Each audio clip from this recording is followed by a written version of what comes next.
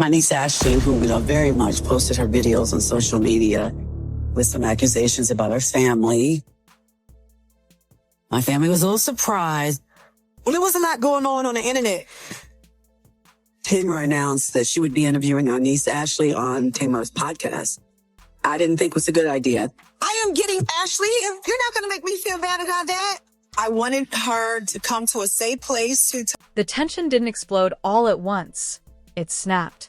According to viral chatter spreading fast online, Towanda Braxton allegedly reacted with fury after Tamar Braxton made a claim that shook the family to its core, that Towanda was still involved with Micheal Braxton Jr. despite years of denials and carefully maintained distance. The accusation didn't come wrapped in subtlety. It landed bluntly, publicly, and without warning. Witnesses say Towanda's reaction was immediate and intense, described by insiders as rage mixed with betrayal. Not because the claim was new, but because it was said out loud. For years, rumors had hovered quietly, brushed off as gossip. But this time, Tamar allegedly said what everyone whispered, and the silence that followed was louder than any argument. What made the moment explosive wasn't just the allegation itself, it was who said it. Tamar isn't an outsider. She's family. And when truth, or alleged truth, comes from inside the circle, it cuts deeper and hits harder. Because if Tamar is telling what she believes is the truth, then someone has been lying for a long time. And if she's not, then this exposure wasn't just reckless. Long before the alleged exposure sent shockwaves through the internet, the emotional groundwork had already been laid inside the Braxton family. For years, the sisters have lived with blurred lines between loyalty and honesty, privacy and performance. What the public sees as explosive moments are often the result of wounds that never fully healed. Towanda Braxton has always been positioned as the steady one, the sister who kept things together when chaos threatened to take over. She carried responsibility quietly, often choosing peace over confrontation. That reputation mattered because it shaped how people interpreted her silence. When rumors about her continued involvement with Micheal Braxton Jr. surfaced over the years, Towanda dismissed them without spectacle. To her, ignoring gossip was a form of self-protection. But silence has consequences. Inside the family, unspoken truths don't disappear, they ferment. And no one understands that better than Tamar Braxton. Tamar has never been known for holding her tongue, especially when she feels something is being hidden or misrepresented. Her history with Towanda is layered: love, rivalry, resentment, and a shared exhaustion from carrying family narratives that never quite add up. The emotional history between Towanda and Micheal Jr. is equally complicated. Their connection, whatever form it took, was never simple. It existed in a space shaped by family expectations, public scrutiny, and unresolved feelings. Ending something like that isn't a clean break, it's a slow detangling, one that can look like distance on the surface while emotional ties remain underneath. That gray area is where rumors thrive. For Tamar, watching that gray area persist reportedly felt dishonest, not just to the public, but to the family. Sources suggest she believed that pretending something was over when it wasn't created confusion and mistrust. To Tamar, truth, even messy truth, felt preferable to quiet denial. But truth spoken without consent can feel like betrayal, especially when it comes from a sister.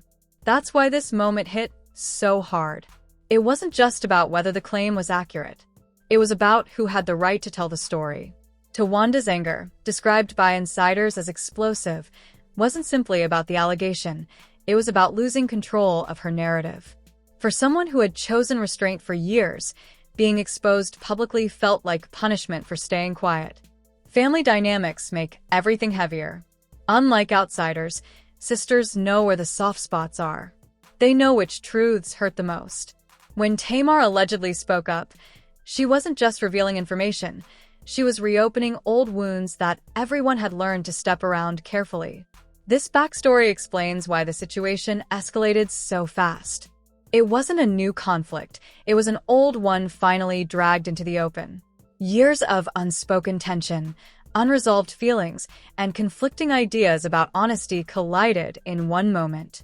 Because when family secrets surface, they don't arrive alone. They bring history, resentment, and pain with them.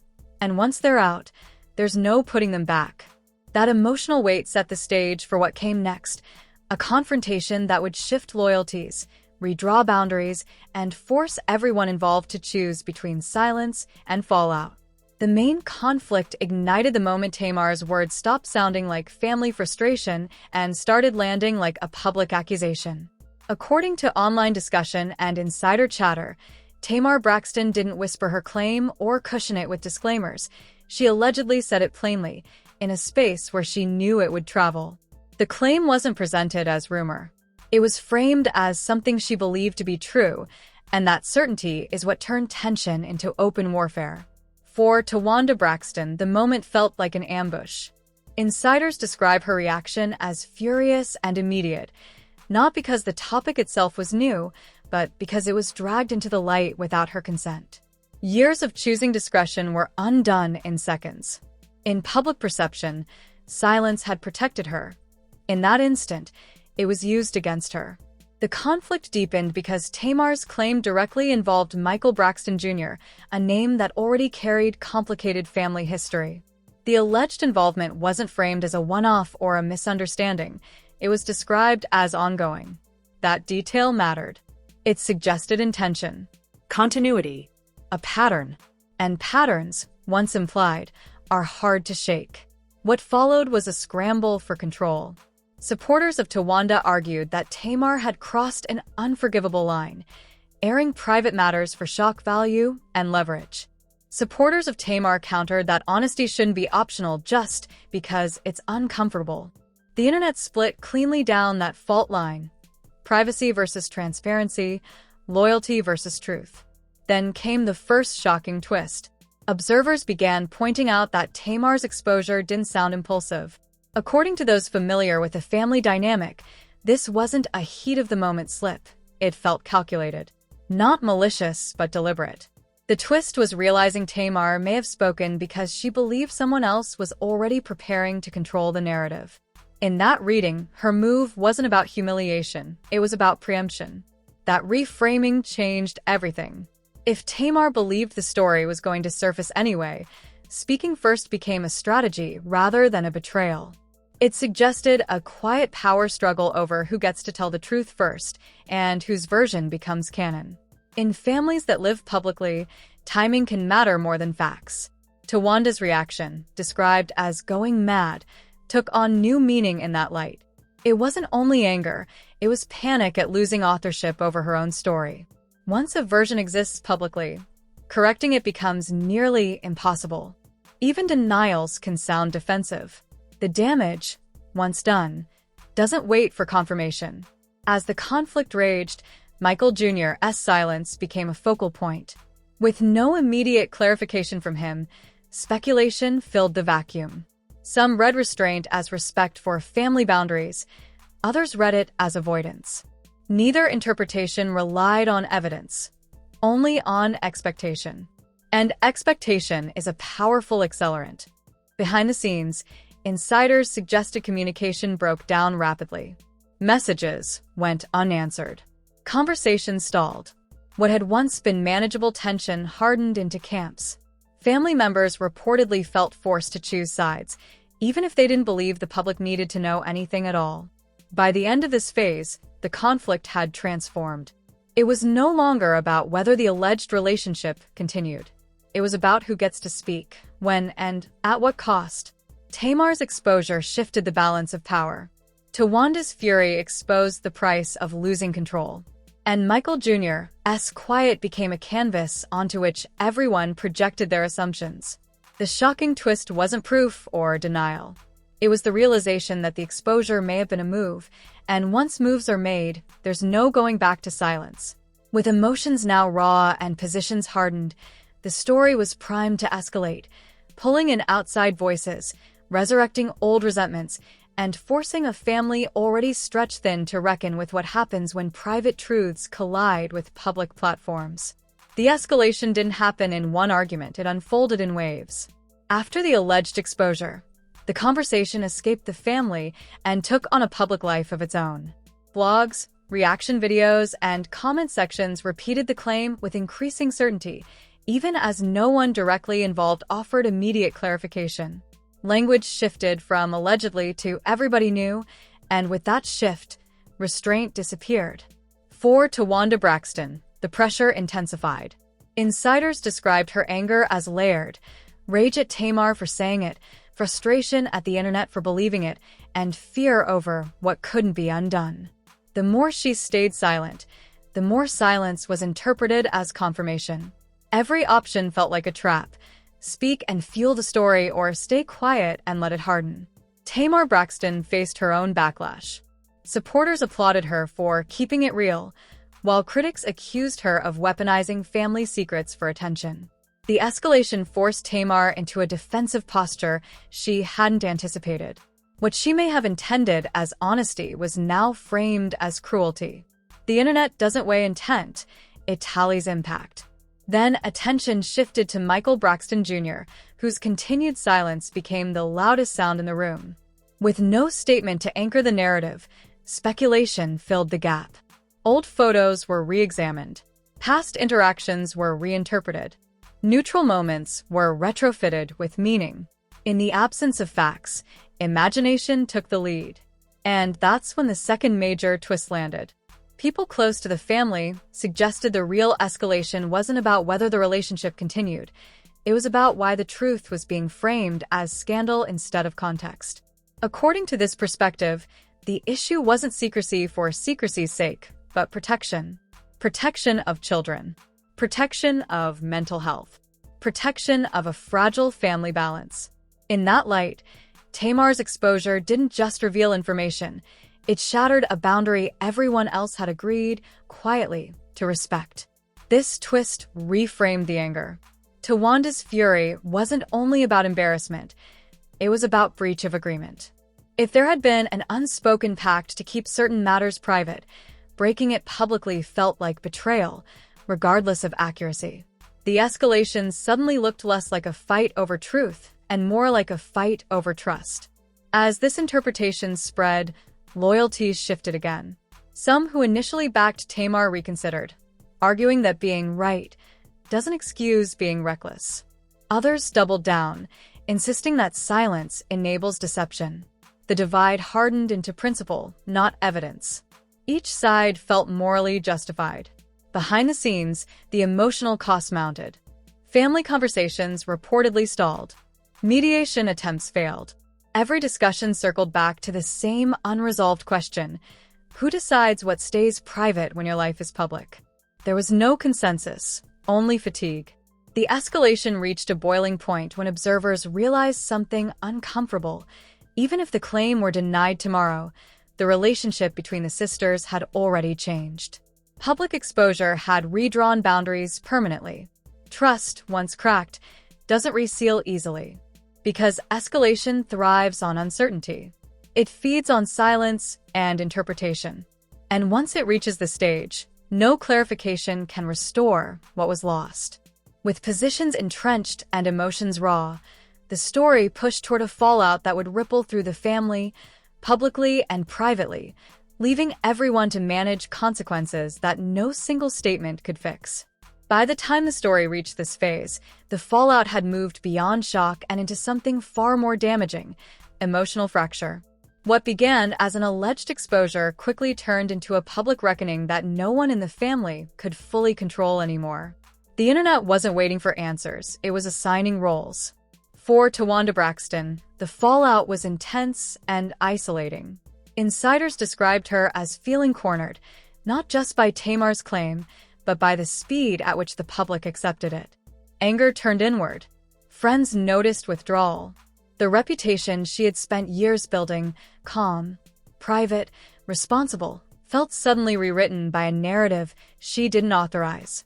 Even supporters struggled to defend her without sounding like they were excusing secrecy. Tamar Braxton faced a different emotional backlash. While some fans praised her honesty, others accused her of cruelty and opportunism. The fallout forced Tamar into a position she knows too well, being both applauded and condemned at the same time. Sources say she felt misunderstood, insisting that exposing what she believed to be true wasn't meant to destroy, but to stop what she saw as ongoing deception. Intent, however, didn't soften impact. Then there was Micheal Braxton Jr., whose silence grew heavier with each passing day. Public fallout wrapped around him like fog. Every past interaction with Towanda was scrutinized. Neutral moments were reframed as clues. The lack of a statement became a mirror, reflecting whatever each observer already believed. In the public eye, neutrality doesn't exist for long. Family dynamics suffered visibly. Loyalists split. Some relatives reportedly urged reconciliation behind the scenes, while others believed the damage was already done. The emotional cost wasn't loud, it was exhausting. The kind of exhaustion that comes from defending yourself against a story that keeps repeating without evolving. Online, the audience grew divided and weary. Comment sections shifted from outrage to discomfort. Even viewers who initially leaned into the drama began questioning whether this was entertainment anymore, or something too personal unfolding too publicly. The fallout had crossed a line where curiosity felt intrusive. The most painful realization came quietly, no one won. Truth, if it existed, was buried under reaction. Privacy was gone. Trust was cracked. And the family, once fractured, now had to navigate public memory that wouldn't forget. Because public fallout isn't just about being talked about. It's about being redefined without consent. And once that happens, even silence feels like loss. The final twist didn't arrive as a denial or a confession. It arrived as a realization, one that reframed everything that came before it. As the noise peaked, people close to the family suggested something chilling. The exposure may have ended more than it revealed. Not because it proved or disproved the claim, but because it permanently altered how the sisters relate to truth itself. What once lived in private negotiation was dragged into public judgment, and that shift can't be undone. For Towanda Braxton, the cliffhanger sits in her silence. Not a silence of guilt or avoidance, but of recalibration. Insiders hinted that she stopped responding not because she had nothing to say, but because anything she said would live forever.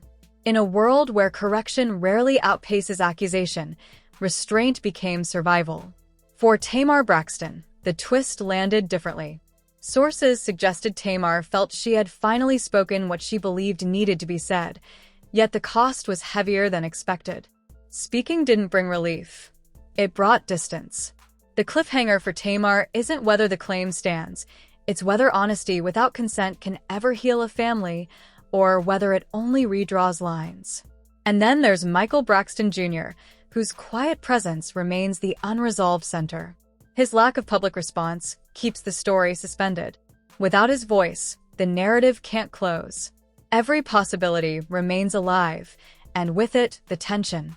Here's the final twist. The truth, whatever it is, may no longer matter as much as the breach. Once trust fractures publicly, even facts struggle to repair it. The exposure changed how stories will be told inside this family from now on, who gets access, who gets silence, and who gets distance. The cliffhanger remains stark. Will Towanda ever reclaim her narrative, or will silence become her boundary? Will Tamar regret saying it publicly, or stand by the belief that truth shouldn't wait? And will Micheal Jr. speak, or let ambiguity define the aftermath? Because some revelations don't end stories. They change the rules of how stories are allowed to exist. And once the rules change, the next chapter doesn't need a headline to begin. It's already waiting, quiet, unresolved, and closer than anyone expects. This is where the story stops, and where the conversation belongs to you. What unfolded between Towanda Braxton, Tamar Braxton, and Micheal Braxton Jr. isn't just family drama. It's a lesson in boundaries, consent, and the cost of telling someone else's story before they're ready. So ask yourself, if you knew something true, but deeply personal, would you say it publicly? Does honesty justify exposure when family is involved? And once trust is broken in public, can it ever be rebuilt in private? There's no simple answer, but how we discuss moments like this matters. Curiosity can turn into harm. Commentary can turn into consequence. And real people carry the weight long after the timeline refreshes. Share your thoughts in the comments, but Keep it respectful. Debate the situation, not personal attacks. These are real relationships navigating public pressure, not characters written for resolution. If you want more breakdowns that stay focused on the title, center the people involved, and unpack viral moments with care instead of chaos, make sure to like the video, subscribe, and turn on notifications. Because this chapter may be closing, but unresolved truths have a way of resurfacing when no one expects them to.